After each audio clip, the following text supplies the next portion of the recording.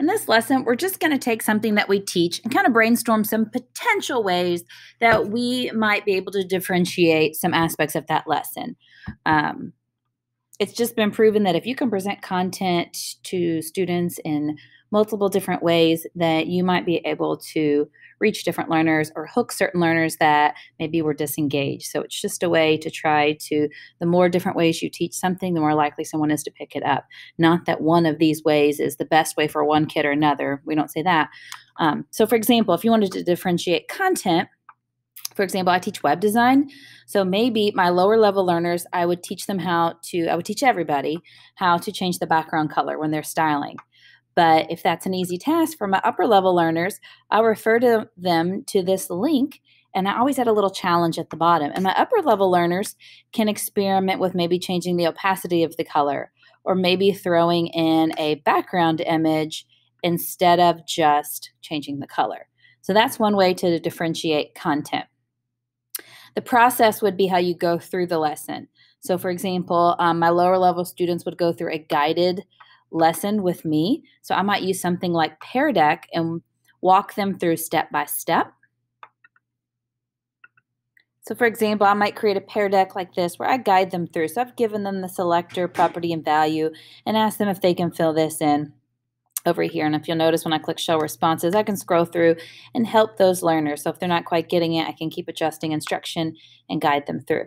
My higher level learners, I might give them an independent practice where I give them a resource like this and challenge them to see if they can figure out how to put an image in the background of their website. So they don't necessarily need that guided practice with me. When we differentiate the product, you just want to give them options on the final product. So for example, in my web design class, we researched the history of the internet. Some students chose to create a timeline. Some students chose to create a website to feature what they know and understand about the evolution of the internet.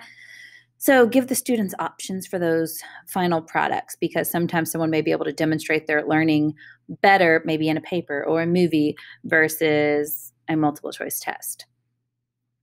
Learning environment, this one's really cool. If there's ever an opportunity in your subject to go to a different location to learn more about it, then see if you can do that. So can you take them outside and learn about whatever it is that you guys are doing, or just to a different place in the building to observe something else? You know, for example, my cadet teachers leave the room and they actually go out into the classrooms. They change the learning environment to get more out of it.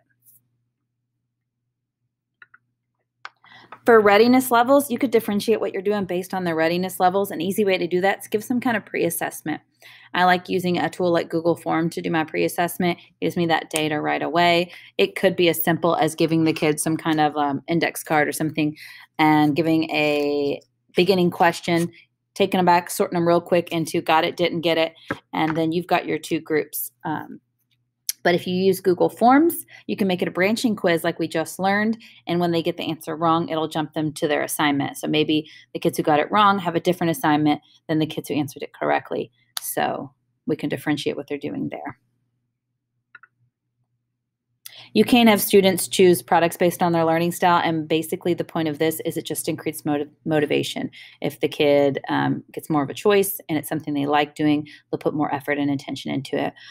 So for example, in a business law class of mine, we learn about the trial procedure, and I let students choose which aspect of the project they want to do. Do they want to do a green screen reenactment? Some kids like that, some hate that.